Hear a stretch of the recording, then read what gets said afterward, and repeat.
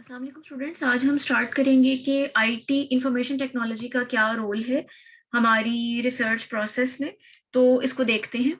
और अगर हम इंफॉर्मेशन टेक्नोलॉजी की बात करें तो इसमें हमारे पास आ जाता है कि हम जब भी रिसर्च वर्क परफॉर्म करते हैं तो हमारी रिसर्च में इक्वल रोल जो है वो आईटी का है, यूजेज ऑफ कंप्यूटर का है। और उसकी क्या क्या रीज़न है, हमें कौन कौन से स्टेप्स के ऊपर इसकी मदद लेनी पड़ती है, वो हम देखते हैं। तो सबसे पहली बात तो ये कि आप सब जानते हैं कि कंप्यूटर का इस्तेमाल जो है वो हमारे बहुत सारे काम जो अगर आप हाथ से करने लगे तो वो आपको बहुत ज़्यादा टाइम लगेगा। उसके मुकाबले में अगर आप कंप्यूटर पे करें तो वो स्पीड के साथ होगा, एक्यूरेसी के साथ होगा। और इसके अलावा हमें अपनी रिसर्च के दौरान बहुत सारी पहले सर्च करनी पड़ती है। फिर उसके बाद आपको अपनी उस सर्च की बेस के ऊपर जो है आप अपना काम डिज़ाइन करते हैं। अगर आपको क्वेश्चनियर बनाने हैं तो भी आप कंप्यूटर पे बनाएँगे। अगर आपको अपने डाटा को एनालाइज़ करना है, देखें अगर मैं आपसे कहती हूँ कि आपके पास ये 5 वैल्यूज़ हैं, इनकी स्टैंडर्ड डेविएशन निकालें, आप निकाल लेंगे ईज़िली।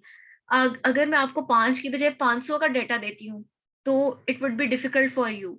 तो इसकी बजाय अगर आप कंप्यूटर यूज़ करते हुए कोई सॉफ्टवेयर इस्तेमाल करें, तो वो काम जो आपने 4 दिन में करना था, वो आप विदिन हाफ ऑवर कर सकते हैं।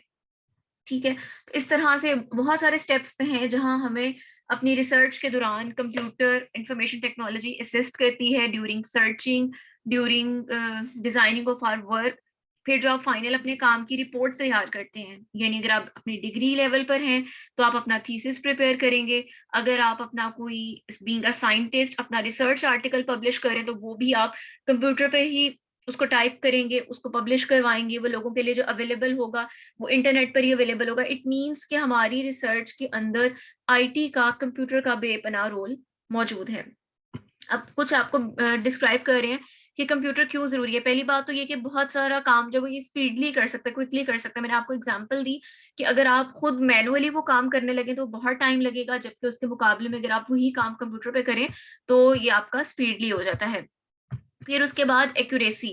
आप अगर कोई काम कर रहे हैं तो उसमें हो सकता है कि आपने कैलकुलेशंस में कोई मिस्टेक कर दिया, लेकिन अगर आपने कंप्यूटर को कमांड दी है कि ये फॉर्मूला अप्लाई करना है, तो उसमें आपकी 100% एक्यूरेसी है कि आपने जिस तरह से फॉर्मूला जो है वो वहाँ पर डाला है, उसी तरह से आपकी कैलकुलेशन सारी की सारी एक्यूरेट होंगी।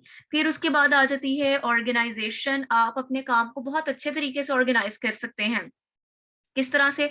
आप में से बहुत सारे लोग कंप्यूटर यूज़ भी कर रहे होंगे, आप अपने काम के फ़ोल्डर्स बना सकते हैं, ठीक है? और वहाँ पर जो है आपका डाटा बिल्कुल सेव रहता है, आपके पास बेपनाह डाटा जो है वो उसमें सेव रह सकता है, बजाए इसके कि अगर आप वही डाटा मैनुअली सेव करें अपने पास, तो वो आपके पास एक बहुत सारा पाइल अप बन जाएगा पेपर्स का, फाइल्स का। तो उसकी बजाय कंप्यूटर पे डाटा को अरेंज करना, ऑर्गेनाइज़ करना आसान होता है। फिर आ जाती है कंसिस्टेंसी। मैंने आपको एग्ज़ाम्पल दी कि अगर मैं आपसे कहूँ कि आपने ये 500 या 1000 वैल्यूज़ का डाटा है और इनकी आपने standard deviation, mean, median, mode निकाला है, तो ये बहुत ज़्यादा टायरिंग काम है, आप थक जाएँगे। और कंप्यूटर को अगर आप ये काम कहेंगे, तो आप चाहे कंप्यूटर को 5000 वैल्यूज़ का डाटा दे दें, तो वो टायर्डनेस या वो उसके अंदर जो है एलिमेंट नहीं होगा कि कंप्यूटर थक गया और वो काम छोड़ देगा। तो इट मीन्स कि कंप्यूटर आपके काम में क्या प्रोवाइड करता है? कंसिस्टेंसी प्रोवाइड करता है। अब बात ही आती है कि कंप्यूटर का, आईटी का रिसर्च प्रोसेस में किस तरह से रोल है। ये तो आपने उसके कुछ एजेस पढ़ लिए ना कि हमें किस तरह से ये फायदा देता है। अब रोल किस तरह से है? आपकी जो रिसर्च का पहला स्टेप है, आप हमारे पास जब आते हैं रिसर्च के लिए, तो पहला स्टेप आपको, मैंने आपको जब लिटरेचर रिव्यू का टॉपिक पढ़ाया था, तो मैंने आपको बताया था कि पहला स्टेप हम करते हैं रिव्यू ऑफ लिटरेचर। अब रिव्यू ऑफ लिटरेचर आप कहाँ से करेंगे? या तो आप बुक से करेंगे, या आपने पढ़ा था कि आप जो जर्नल्स में रिसर्च आर्टिकल हैं वहां से करेंगे। अब रिसर्च आर्टिकल आपको कहाँ से मिलेंगे? वो आपने पढ़ा था कि जब आप उनको वेबसाइट्स पे सर्च करते हैं तो आपको मिलते हैं। इट मीन्स कि जो आपका पहला पॉइंट है कि मैंने अपना रिसर्च किया, रिसर्च प्रॉब्लम डिजाइन करना है, रिसर्च टॉपिक डिसाइड करना है, उसकी शुरुआत कहाँ से हो रही है? लिटरेचर रिव्यू से। और लिटरेचर रिव्यू आप कहाँ से करेंगे? आप with the help of computer, internet, website, इनसे करेंगे। इट मीन्स के रिसर्च प्रोसेस को डिजाइन करने में ही सारा रोल किसका है? यानी जो पहला स्टेप है वहीं से आपके पास आईटी का रोल जो है वो स्टार्ट हो जाता है। देख लें, यहाँ पर आपको बता भी रहे हैं कि अगर आपने रिसर्च प्रॉब्लम डिजाइन करनी है तो वो आप इसी बेसिस पर डिजाइन करते हैं ना, कि प्रीवियसली क्या काम हो चुका है, उस पे लिटरेचर रिव्यू करते हैं, हाइपोथेसिस बनाते हैं ये वही तमाम स्टेप्स लिखे हैं जो आपने पढ़े हैं, डाटा कलेक्ट करना, फिर उसके बाद डाटा को एनालाइज करना, हाइपोथेसिस टेस्ट करना, तो ये सब चीजें आप किस तरह से करेंगे, with the help of computer करेंगे। अब इसमें हम ब्रीफली देखते हैं कि कहाँ कहाँ किस तरह से है। देखें, सबसे पहले आज the role of computer in conceptual phase. देखें, आपकी रिसर्च का पहला जो फेज होता है वो कॉन्सेप्चुअल फेज होता है। मैं आपको आपके टॉपिक का टाइटल बता देती हूँ। आपको उस टॉपिक पे क्या करनी पड़ेगी, सर्च, तभी आपको पता लगेगा ये टॉपिक किस बारे में है, इस पर पहले से कितना काम हो चुका है और इस पर मजीद क्या क्या काम होना बाकी है। ठीक है, तो ये आपके काम की क्या कर रहा है, कॉन्सेप्चुअल फेज को बिल्ड करना। तो वो आप किसकी हेल्प से करेंगे, with the help of IT करेंगे। ठीक है, आप कंप्यूटर का इस्तेमाल करेंगे, आप उसमें एक्सटेंसिव लिटरेचर रिव्यू करेंगे, उसमें आप पहले से मौजूद जो इलेक्ट्रॉनिक डाटा है, रिसर्च आर्टिकल हैं, बुक्स हैं, आप उन सबको सर्च करेंगे और उसकी बेस पर आप बताएंगे कि मेरे पास काम की ये लेआउट बनी है। फिर उसके बाद आ जाता है role of computer in design and planning phase.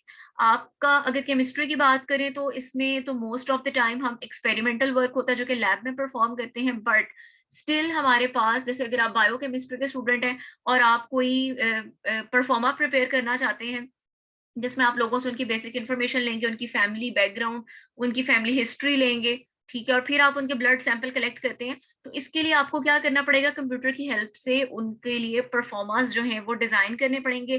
फिर इसके अलावा हमारे पास बहुत सारे ऐसे सॉफ्टवेयर हैं जो हमें ये बताते हैं कि इस स्पेसिफिक टास्क के लिए हमारे पास सैंपल साइज, यानी कितनी पॉपुलेशन होनी चाहिए, सैंपल का साइज क्या होना चाहिए, तो वहां पर भी आपको कंप्यूटर की जरूरत पेश आती है।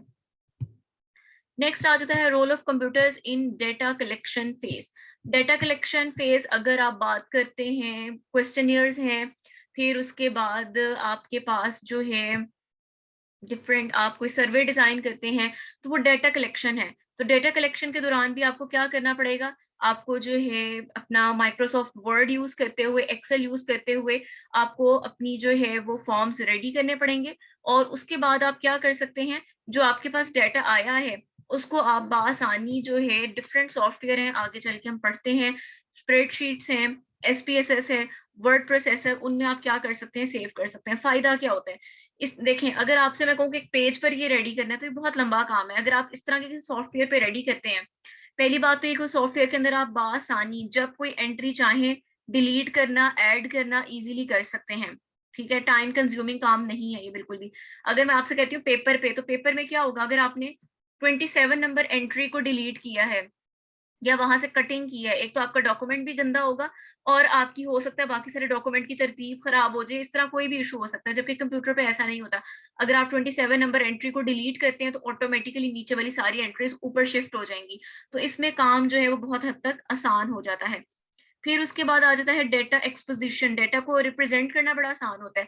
आप इसमें क्या कर सकते हैं, आराम से अपने डाटा को सिलेक्ट करें और वो पूरा डाटा आपको पाई चार्ट की शक्ल में चाहिए, आपको ग्राफ की शक्ल में चाहिए, बार ग्राफ चाहिए, हिस्टोग्राम चाहिए, जिस शक्ल में चाहिए मिल जाएगा। और डाटा जब भी हमेशा ग्राफ की शक्ल में होगा तो आप उससे सेकंड्स के अंदर एनालाइज कर सकते हैं कि डाटा का ट्रेंड क्या है, कंपेयर्ड विद कि अगर मैं आपसे कहूं कि पूरे डाटा पे नजर डालें और फिर बताएं कि डाटा का ट्रेंड इंक्रीजिंग है, डिक्रीजिंग है, कितने परसेंट लोगों का क्या आंसर है, तो वो एक लंबा टास्क है। उसके कंपैरिजन में अगर आप उसको रिप्रेजेंट कर देते हैं in the form of graph charts, तो वो आपके लिए प्रेजेंटेशन, उसको इंटरप्रेट करना आसान हो जाता है।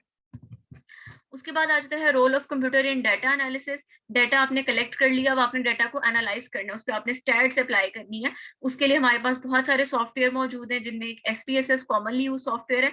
तो आप इन सॉफ्टवेयर के जरिए क्या कर सकते हैं, तमाम जो मैथमेटिकल काम आपने करना था, अभी हम आगे चल के पढ़ेंगे, काई स्क्वायर है, एनोवा हमने पढ़ना है, टी टेस्ट है, तो ये सब चीजें अगर आप देखें मैनुअली करना, बल्कि आपने पहले पढ़ी भी हुई हैं टू सम एक्सटेंट, तो आप देखें कि मैनुअली एक एक क्वेश्चन को सॉल्व करना कितना टाइम टेकिंग काम है। अब अपने माइंड में ये सोचें कि अगर यही काम आपने अप्लाई करना हो, आपके पास थाउजेंड्स ऑफ वैल्यूज हो, तो ये बहुत ज्यादा लंबा काम है। तो यही काम अगर आप सॉफ्टवेयर पे करें तो आप within half an hour, within hour ये काम कर सकते हैं। और अगर आप मैनुअली करें तो ये कपल ऑफ डेज पर मुश्तमिल काम हो सकता है। उसके बाद आपने अपने डाटा को देखें, आपने अपने डाटा की पहले कॉन्सेप्चुअल फेज डिजाइन कर ली, लिटरेचर रिव्यू कर लिया, आपने उसके बाद डाटा कलेक्ट कर लिया, डाटा को एनालाइज कर लिया। उसके बाद आती है, आपने रिसर्च हमेशा पब्लिश्ड फॉर्म में लानी होती है। या तो आप उसका थीसिस लिखते हैं, या आप उसको पब्लिश करवाते हैं, तो वो आप किस पर करते हैं? वो भी आप कंप्यूटर पे करते हैं। आप अपना थीसिस किस पे टाइप करेंगे? कंप्यूटर पे टाइप करेंगे। उसके बाद आप उसकी पीडीएफ फॉर्म में ले आएंगे और आप उसको क्या करेंगे? पब्लिश करवा देंगे, लोगों के लिए वो अवेलेबल हो जाएगा। इसके अलावा हमारे पास अब वही पॉइंट बता रहे हैं कि डाटा स्टोरेज में ये आपको हेल्प आउट करता है।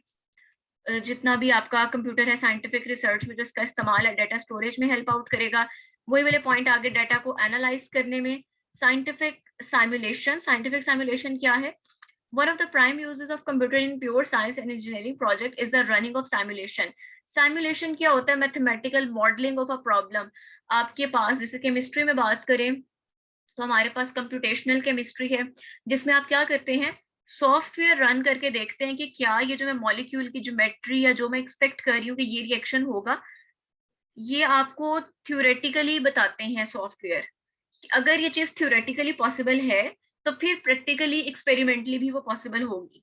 तो हम कंप्यूटर के थ्रू क्या कर सकते हैं? साइंटिफिक सिमुलेशंस भी रन कर सकते हैं।